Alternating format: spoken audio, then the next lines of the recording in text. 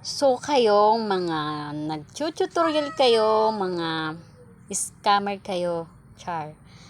So, kasi guys, ang dami-daming napapanood ko dito sa YouTube na pwede daw tayong mag-upload ng mga video na hindi sa atin, basta i-edit lang po natin sa mga ganitong edit bla bla, mga editor, mga ganyan. So, maraming nagsasabing ganyan guys, alam nyo yan. Pero guys, alam nyo ba, ginawa ko yan guys sa channel ko na to. At alam yan, mga nagka-subscribe sa akin, nagpalit pa ako ng pangalan para magpalit din ng content. Akala ko guys, okay siya kasi hindi siya copyright.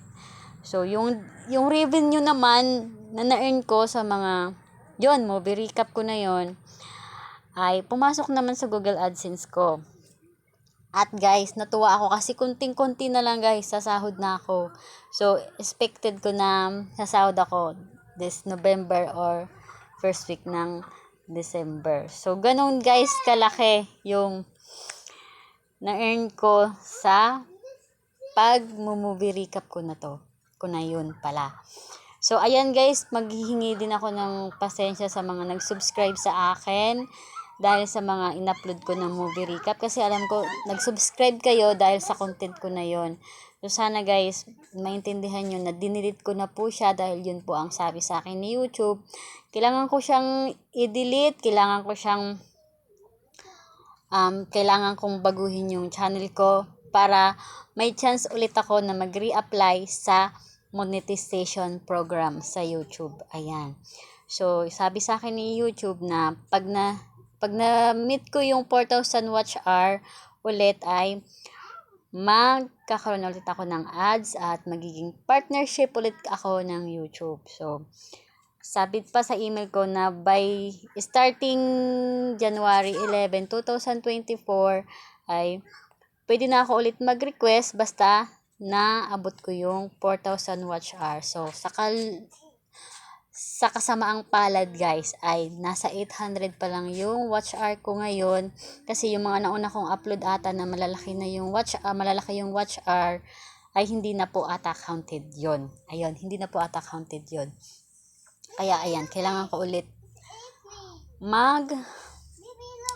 ayan, sana guys suportahan nyo pa rin ako kahit hindi na movie recap yung aking ina-upload. Makamit ko lang po talaga yung 4,000 watch hour.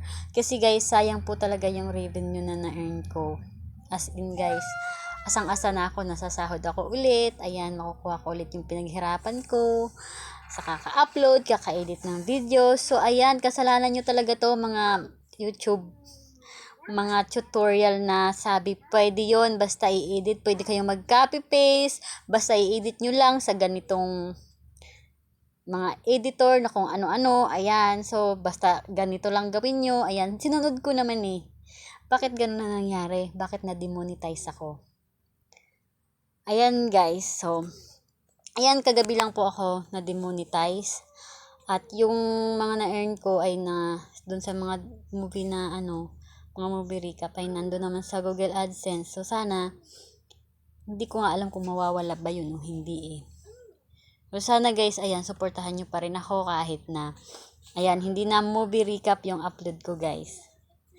Ayan, pasensya na po sa mga subscriber ko na bago na, yun nga, sinabi ko na kanina na nag-subscribe dahil sa mga movie recap ko na yun, ayan. So sana guys, suportahan nyo pa rin ako kahit hindi na movie recap yung ina-upload ko.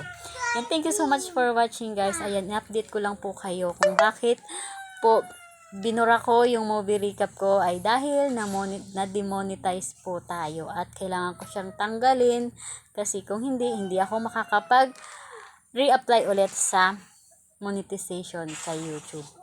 Ayan guys. Sana may mga natutunan po ang mga nanood nito na bagong YouTuber, mga bagong nag-vlog pa lang na kahit maraming nagsasabi dyan na pwede yun, basta i-edit mo, wag po tayong maniniwala guys. Gumawa pa rin po tayo ng sarili nating content, yung sariling sa atin guys, para hindi po tayo magkaroon ng problema pagdating ng araw. Ayan, thank you so much for watching.